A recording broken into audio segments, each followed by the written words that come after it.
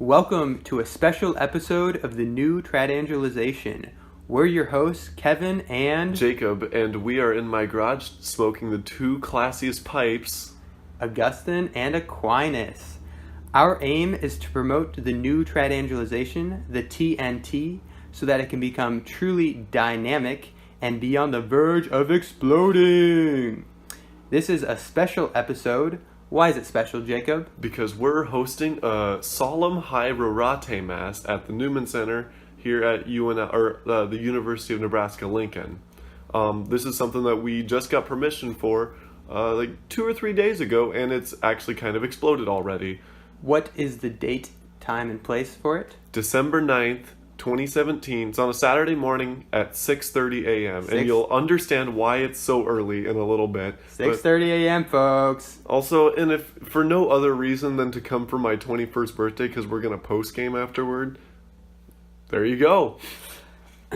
If you would like to know more about the generals of coming to the traditional Latin Mass as a whole and how to enter into that, check our third episode on the introduction to the first time going to the traditional Latin Mass.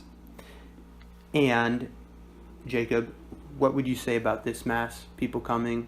Is it going to be? Yeah, so after about 24 hours of the event being up, we had over 100 people RSVP'd either as going or interested. A lot of people are interested just because it's 6:30 a.m. and they don't want to make a solid commitment yet. But this will make you change that. Hashtag millennial generation. But it's really exploded lately, and so we anticipate a pretty decent number. And so we decided that to respond to that, we wanted to make a podcast to kind of explain and give an introduction or an orientation on what exactly is going to be happening on the 9th of December. Enjoy! The Rorate Mass. Jacob, this is going to be epic. This is going to be trad-tastic. What I would love to talk about in this episode of the new Divinization, TNT! Dynamite!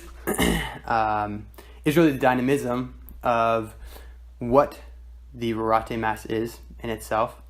And then just some commentary on the liturgy and why transcendence can be found in this Mass, how it can be found, how to enter into this Mass to the best extent, to the most transcendental extent, to give most glory to God in our own hearts and souls, and then also how this Mass applies to Catholic culture as a whole and the art of living as a Catholic in the full, authentic sense of the word Catholic, in the tradition of the Catholic Church. Yeah, so to get started, the basics of really what we're going to be going over is that we will be having a Solemn High Rorate Mass at the Newman Center in Lincoln, Nebraska on the morning of December 9th at 6:30 a.m. Why so early, you ask? Well, you'll find out. But which also happens to be my 21st birthday, so heck yeah, we're gonna post game. If that's it. We're actually gonna talk about celebration and how that connects to liturgy. So stay tuned. Hey, if post gaming is a real thing, we'll make it a real thing. Well, we're gonna make a connection to football season and liturgical season. Get ready. So to start, what exactly is a Rorate Mass? Like, you might know what a Solemn High Mass is, maybe you don't, but a Rorate Mass specifically is a traditional Latin Mass that is said on a Saturday in Advent. It's dedicated to Our Lady, and it's done before sunrise while the church is still completely dark. So it starts before that, and so it's entirely candlelit. So why is it dedicated to Mary? Because it's on a Saturday in Advent. And what's important about that Saturday? Because we're waiting for Christ to come. Yes, and what feast day is around that time? Immaculate Conception. Okay, now I know what you were going after. There you go. Okay. Thank you. Ding, ding, ding, ding. Mr. Bauer comes around. Oh my gosh. So, yeah, the Immaculate Conception is right at this time, which is crazy because Mary is sort of our, she's our mother and she's our model for what it means to be totally to God, the fiat, thy will be done. And Mary was immaculate conceived. This is a doctrine of the church, a dogma one of the very few dogmas actually very clearly defined by a pope. You gotta believe it, folks. You literally. You have to. You really do. That wasn't a joke. But so this is a very important feast day because Mary was conceived without original sin, and because of that, all this crazy stuff has happened with like Jesus and his church and everything. That's why we get to say the least. And that's why that's an understatement. Yeah. So why do we have such a solemn event for this?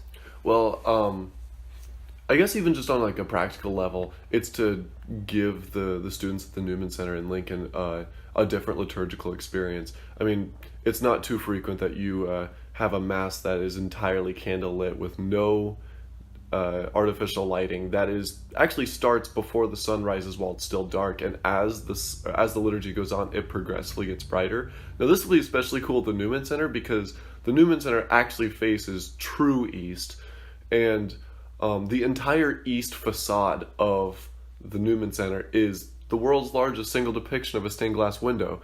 And so that's true, Kevin. Okay, I know it. I've seen it. Oh, okay. St. Thomas Aquinas is in that stained glass window. Of course I've seen it. But as the liturgy progresses, there will be more and more of visibility of that stained glass window and of the church. So we'll start off in complete darkness and then slowly, gradually get into the light of morning. What better place? That's the symbolism of it is just, it's incredible because the liturgy is meant to engage all five of our senses. And I'm sure you can make the connections, smell is with incense, the sight is with the candles and the beauty of what the priest is doing and the altar servers are doing. Or we hear Gregorian chant. Yeah, we hear Gregorian chant. We taste the Eucharist. The feel. I mean, the postures Kneeling that we take, and so all of these different things help. These external aids help give our senses, like I said, an aid to convey a true spiritual reality. And so the fact is that on a Saturday, or I guess in Advent, we're waiting in darkness in this penitential season for Christ to come, and what a better way to symbolize that than having a mass totally in the dark waiting for the light to come. Yeah, and so I mean there's so many awesome things. The idea of sacrament. The sacrament is a visible sign of an invisible grace. So we get to see the sacramental of the liturgy played out in such a beautiful way with the traditional Latin Mass. And as you were talking about facing east, all these things, one important element of the traditional Latin Mass that's talked about a lot in liturgical circles today is what's called ad orientem, facing east, right? And traditionally the idea of facing east is that we're waiting for Christ to come. We're waiting for Christ to come and the light will come. And that's what Advent is about. We're awaiting the coming of Christ with Christmas when Christ comes. But that's the first coming. We're waiting also for the final coming. And we get to experience that liturgically with the traditional Latin Mass, ad orientem. And when you look at what the liturgy is, and this is kind of segueing into just some commentary on why this is such an awesome Mass, or as our Colorado bros would say, it's dope, right?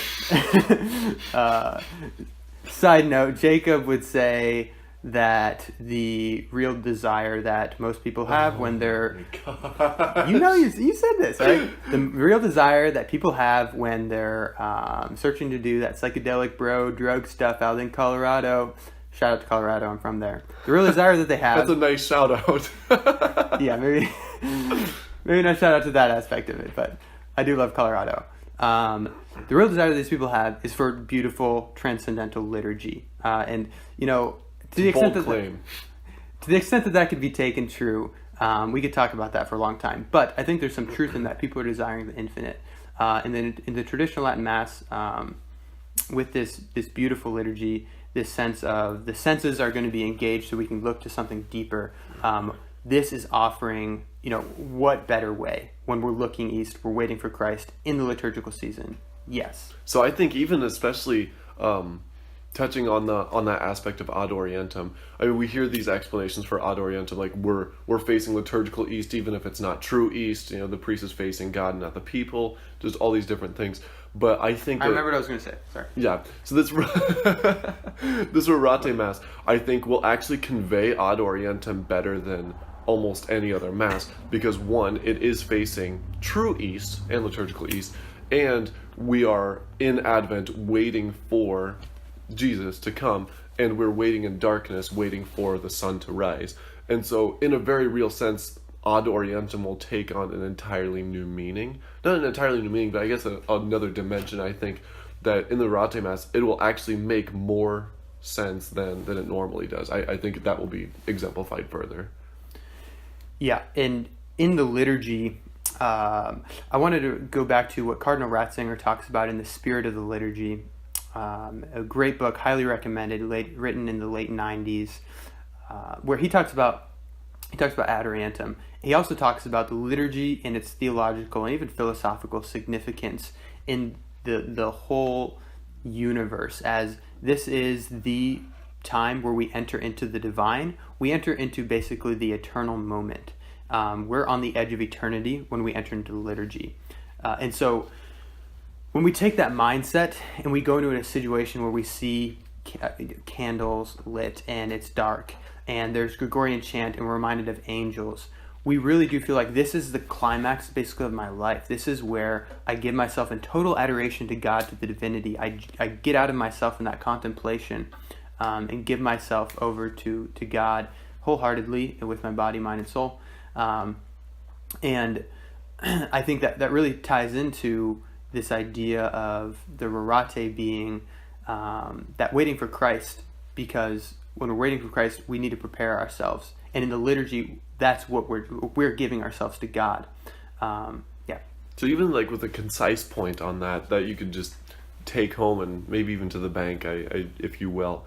I didn't get that far. Okay. Anyway, I think the otherworldliness of this liturgy, I think, will very accurately, in a very special way, very accurately portray the otherworldliness of God. And so we're at this otherworldly liturgy that is not anything like you see in the real world, or not the real world, but like in I guess the worldly world outside of the church. And I think this will do an exceptional job, or I guess an exemplary job of being able to show us just how otherworldly God is by seeing just how otherworldly this liturgy is. We can see just how ungraspable God is by seeing just how ungraspable this liturgy is. I mean, you could take that analogy tons of places. I mean, it's otherworldly, God's otherworldly. It's ungraspable, God's ungraspable. It's sometimes hard to understand. God is a lot of times hard to understand. And so I think the liturgy a lot of times is a very good reflection of what God is. I think that should be one of the goals of the liturgy. I mean, I don't want to get into like liturgical philosophy because I don't know anything about that. Kevin might, but I think that's a really good point that like I've heard that I took home, and it's something that's really helpful for me, is when I see the liturgy, I get a clearer sense of just how much greater God is than me, just how more ungraspable God is than me, just how more otherworldly God is than any other thing that I could ever experience. And so I think one of the initial reactions for many people at the Rorate Mass will be that it's kind of creepy because it's candle lit and there'll be Gregorian chant. But I would just invite you to almost just change your perception from creepy to this is just how ungraspable God is. This is just how otherworldly God is. And I hope that's something that helps anyone who hears this, just because I know this is something that has helped my understanding, or even just like my personal participation within the liturgy and how I view God. Yeah, I'd like to bring it back to what is this Mass? So where does the word Rorate come from? It comes from the introit, which is one of the first not fixed prayers. It's like the entrance antiphon. Yeah, it's kind of like that. It's Latin, basically, for that. So the Latin phrase comes from Isaiah 45:8, Rorate celi de super et nubes pluant justum aperiatur terra et germinet salvatorem, which is translated as, drop down dew, ye heavens, from above, and let the clouds rain the just. Let the earth be opened and bud forth a Savior.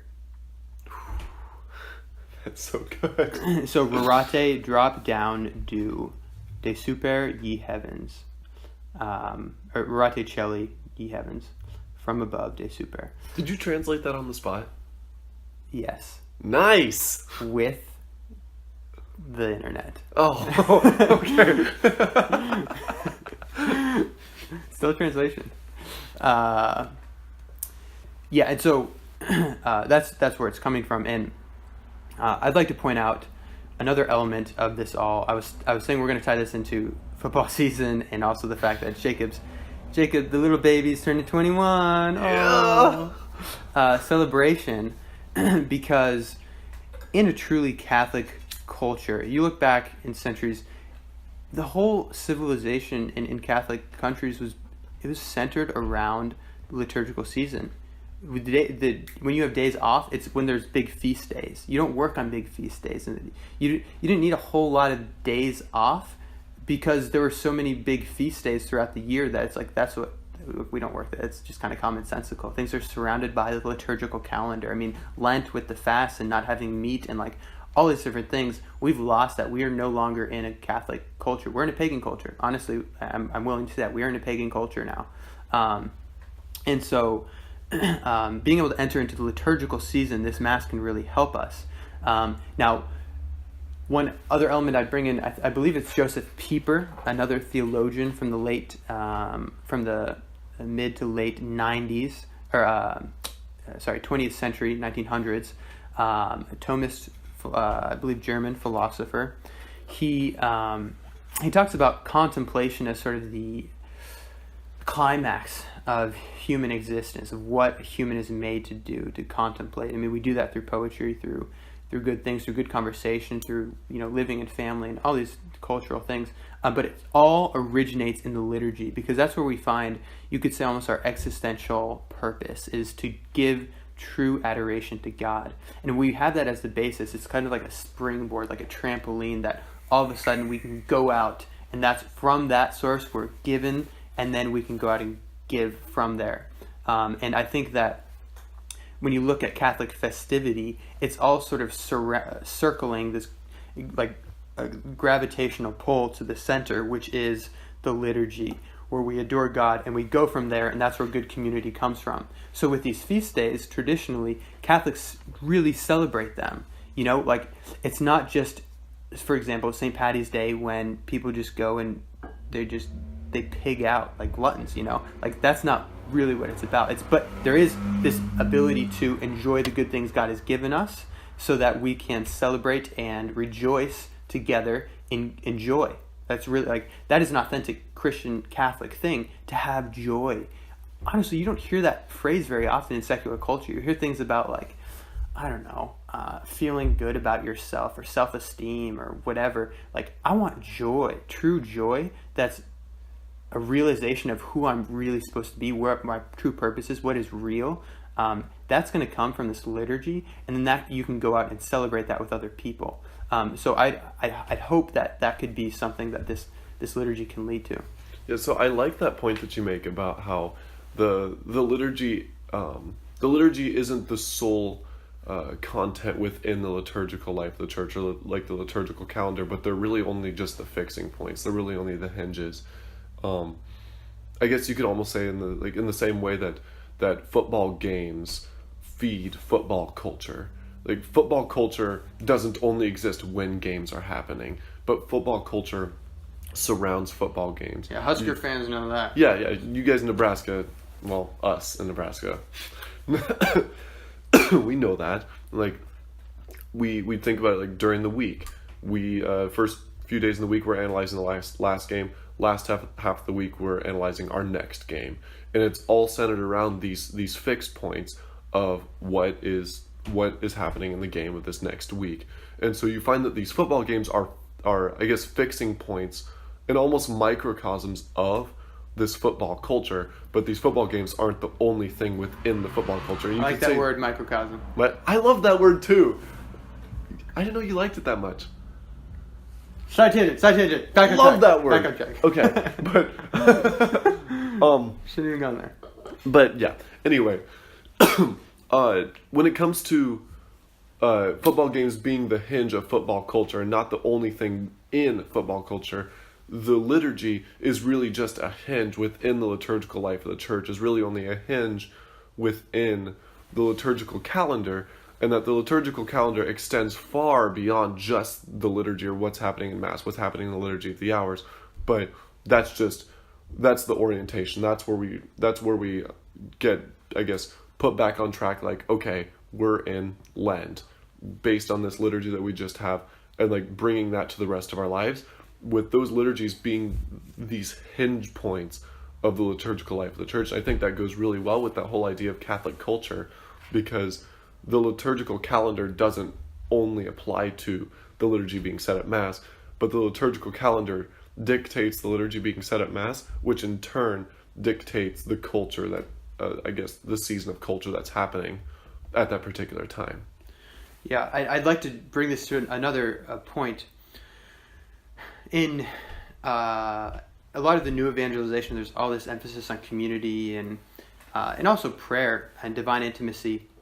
I'd like to point out, I mean, this is Catholic lens, but St. Thomas in particular really emphasizes the idea that, you know, the truly Christian life, the life of grace, is something that divinizes us. That may sound heretical, but hear me out here. Christ became man so that we can, in a way, become gods. With the liturgy being transcendental, we're reminded of that.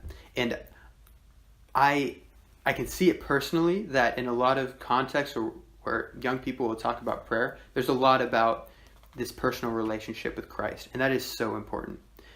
I would love to see that made as a segue to this divinization, where we are transformed, we are infused by God into something even deeper than just mere human consolation, which, you know, God gives that. But like, if you look at what the spiritual authors talk about as the stages of prayer and where the spiritual life ends up when you really follow grace, there's something deeper than just these human consolations. There's the spiritual delights, there's spiritual warfare, there's spiritual consolations, and being reminded that we're called to be transformed, to be divinized. It's not just a moralism, it's not just a feel good, it's not just psychology. Moral therapeutic deism.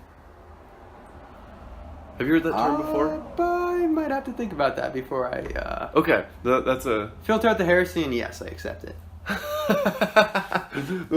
That's a common term thrown around lately. But I guess a disclaimer on like, God became human so we can become gods. It's not that we become our own gods and like, if I make it to heaven, I become the Jacob God or whatever. It's that we... Please, God, no. Oh my gosh, yeah, no, please. That would be horrible. But like, the idea of it is that we all share in that one divine life that the one God offers to us, like, by being brought into the second person of the Trinity. And so I think that's a good visual that's really helped me is like, we are inserted into the second person of the Trinity through our baptism, becoming part of the body of Christ. We become part of the second person of the Trinity. And actually, it's kind of a mind-blowing thing that we actually get to be divinized, that we get to actually take part in the life of God and like become kind of part of the Trinity in a way. Yeah. And so coming back to how does this apply to this Mass in particular, I would hope that it shows why we as humans, we need ritual. We are made to have ritual. You look at societies that are not even Christian, you know, you can look at tribal life and pagans and all that, like, they have ritual. That's just in our nature to have ritual.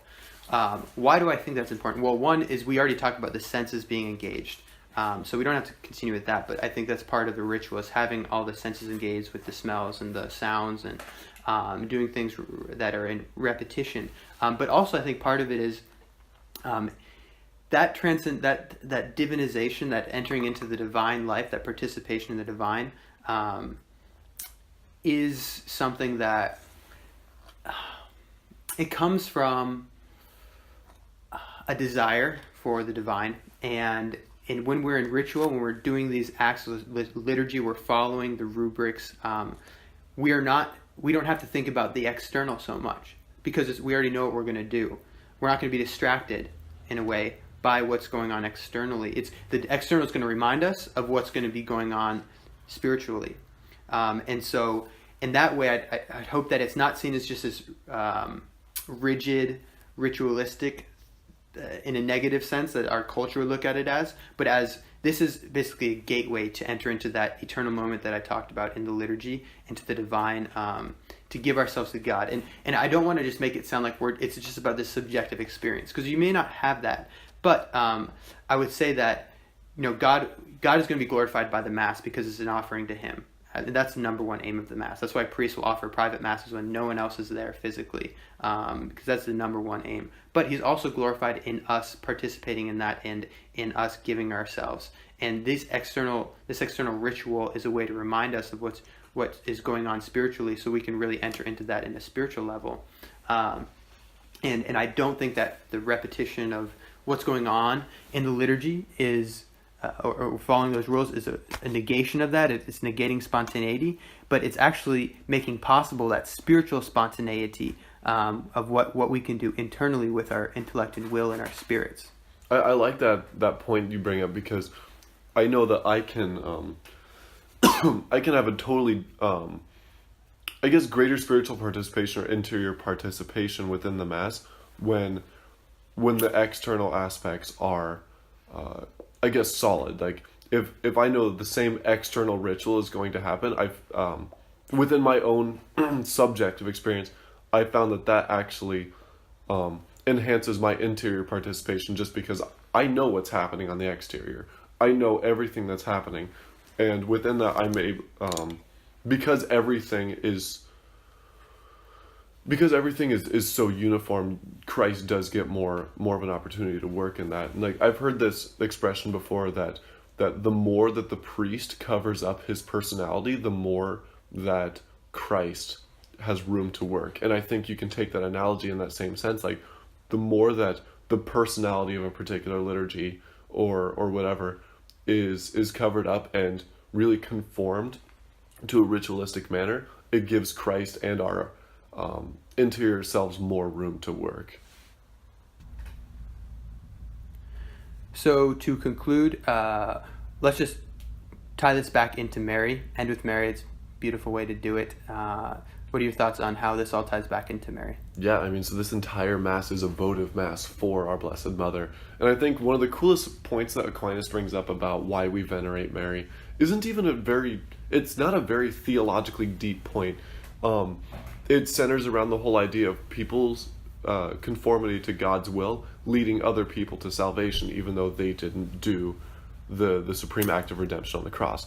So, for example, if one really holy preacher leads 100 people who were otherwise on the path to destruction to salvation, like leads them to Christ, that is exceptionally great. Like that's awesome. Even though that preacher didn't actually perform the act of redemption on the cross, he led to them being saved. Like Christ alone saved them, but that person participated in God's will and conformed his will to God's will and led to 100 people, being saved, who would have otherwise missed out on salvation. You want to take that a step further, it's even greater when a really holy pope leads hundreds of thousands of people who were on the path to destruction and led them to Christ, led them to the sacrifice of the cross, so that they could be saved. Although the Pope himself, again, didn't actually perform the act of redemption, he just led them to that sole act of redemption. And so we have this idea of the more people that one person leads to salvation by their conformity of their will to God's will, it's a greater thing. And you want to take that to the next level of, okay, it would be an exceptionally great thing if one person's will conformed to God's will led to the salvation of the entire world, even though they didn't actually perform the act of redemption on the cross. Well, the only person that ever did that was our Blessed Mother. By her fiat, by her "let it be done to me according to thy will," she brought God to man in a way that no person has ever been able to do, ever.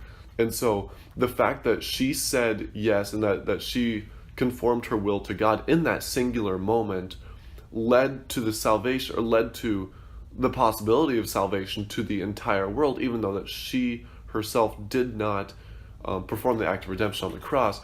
I think, put in that context, in that analogy, I think really helps put I guess a pretty good deal of emphasis on why we honor and venerate Mary so much. And so I think it's more than appropriate to celebrate this and honor it in honor of Our Lady, or celebrate this in honor of Our Lady, especially in commemoration of all of us, including her, being in darkness waiting for the coming of our Lord in Advent.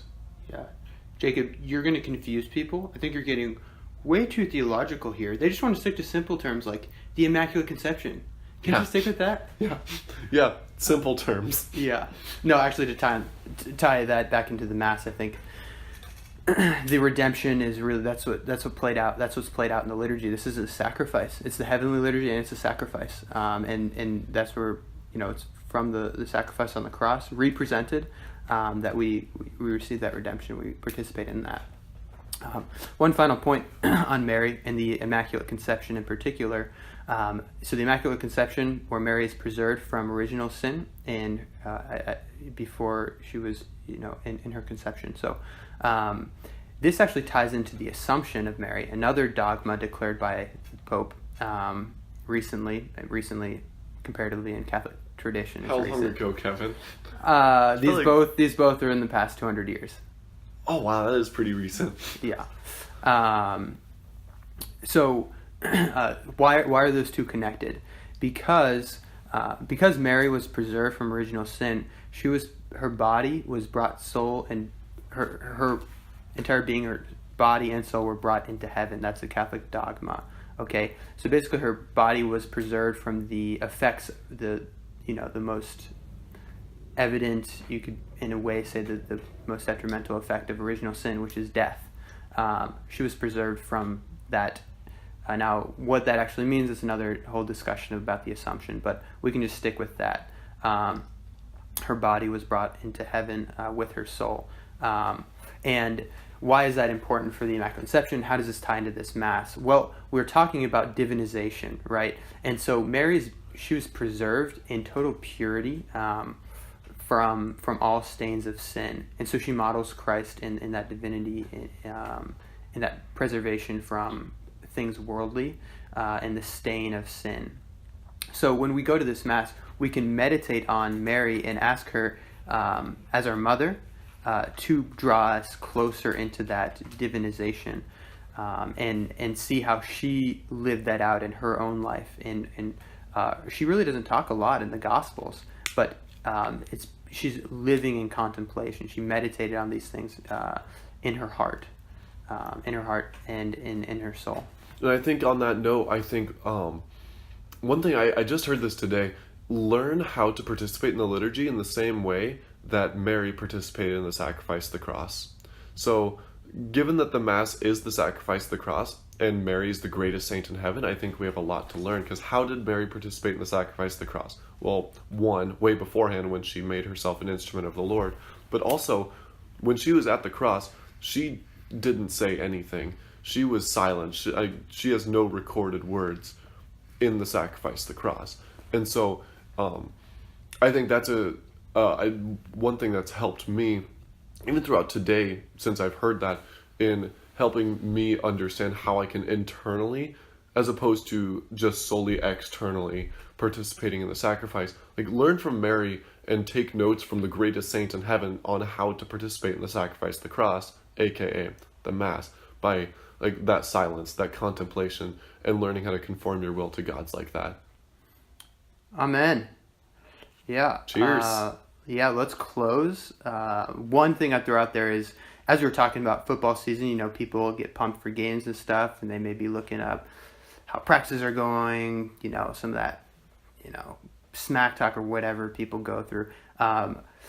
With the liturgy, we're not going to be looking at smack talk, but we may be looking at spiritual realities, and I'd encourage people to maybe look at some meditations on the Immaculate Conception in preparation, and to participate in a 9-day novena leading up to the Immaculate Conception as a way to sort of celebrate the Immaculate Conception, feel that this is something you're really building up to, and to be able to enter it into it with your whole soul. Yeah, this liturgy and this, I guess, Rorate Mass, I think will, in a very real sense, encapsulate a lot of the Christian mystery, going into the Immaculate Conception, tying into the Assumption, tying into the Incarnation, waiting for Christ to come the first time, waiting for Christ's second coming, seeing the sacrifice of the cross played out on the altar. I mean, this Rorate Mass, I think, will do an exceptional job of being able to be a microcosm of the whole Christian mystery. Microcosm of the macrocosm. Oh, yeah. Yeah. So to conclude, just shout out to all the people who made this possible, made this Rorate Mass possible. People at the Newman Center, priests, those who will be the Schola, everyone is going to be participating in it. Thank you so much for your willingness.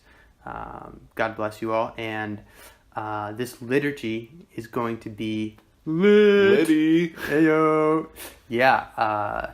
Yeah, I saw a meme yesterday that I thought you were going to reference this.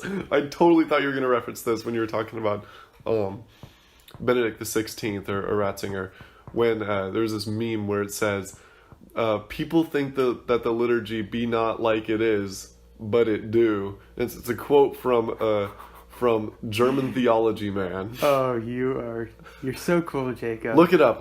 I'll Oh my gosh. It's on Catholic memes. It's kind of amazing. It's kind of a trippy picture, so just be ready for that. Yes, this Mass is going to be incroyable. Looking forward to seeing everyone there. Ite podcast est. Amen.